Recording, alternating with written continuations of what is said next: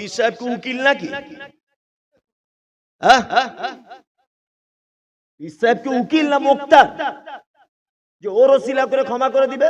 আর পীর সাহেবের কিয়ামতের মাঠে কি করবে, নৌকা চালাবে কিনা তা ঠিক নাই। ও তোমাকে কি করে বাঁচাবে? কেউ কারো কোনো মতে বাঁচাতে পারে না, কেউ কারো উপকার করতে পারে না। একটা জ্বলন্ত প্রমাণ আপনার সামনে রাখছি, দেখুন। আচ্ছা বলুন তো, পৃথিবীতে আপনাকে সব থেকে বেশি ভালোবাসে কে? বলুন। মা, তারপর বাবা, তারপর বলুন না, আপনি যা ভাবছেন বলুন না, অসুবিধা নেই।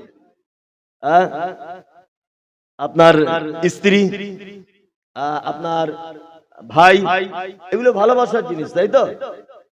এই দেখুন, আপনাকে একটা জিনিস মজার ব্যাপার দেখাই। ধরে নেন এটা কিয়ামতের মাঠ, এটা কিয়ামতের মাঠ ধরে নিলাম।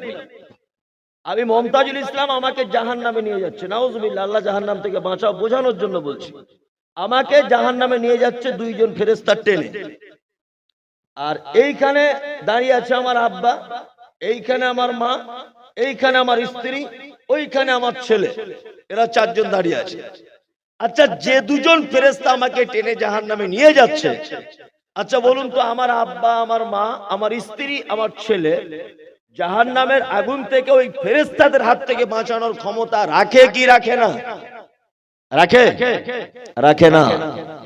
আল্লাহর অর্ডার হয়েছে, আমাকে জাহান্নামে যেতে হচ্ছে, ফেরেশতারা টেনে নিয়ে যাচ্ছে। আল্লাহ তাআলা পবিত্র আল কোরআনে বলছেন, ইয়াউমা ইয়াফিরুল মারউ মিন আখি ওয়া উম্মিহি ওয়া আবি ওয়া সাহিবাতিহি ওয়া বানি। কিয়ামতের দিন মা তার বেটার কোনো উপকার করতে পারবে না, ছেলে তার বাপের কোনো উপকার করতে পারবে না, স্ত্রী তার স্বামীর কোনো উপকার করতে পারবে না। আরে 9 মাস 10 মাস পেটে ধরা মা যদি সন্তানের কোনো উপকার করতে না পারে কিয়ামতের মাঠে, যে সমস্ত চিটিংবাজ, 2 নম্বরই বেঈমান বিশ্বাসঘাতকেরা বলছে যে আমি পীর সাহেব, আমার চাদর ধরো, মুড়ি দাও, জান্নাতে নিয়ে চলে যাব, এদের দড়ি দিয়ে বেঁধে পাছা চামড়া তুলে দেওয়া ছাড়া আর কোনো রাস্তা নেই।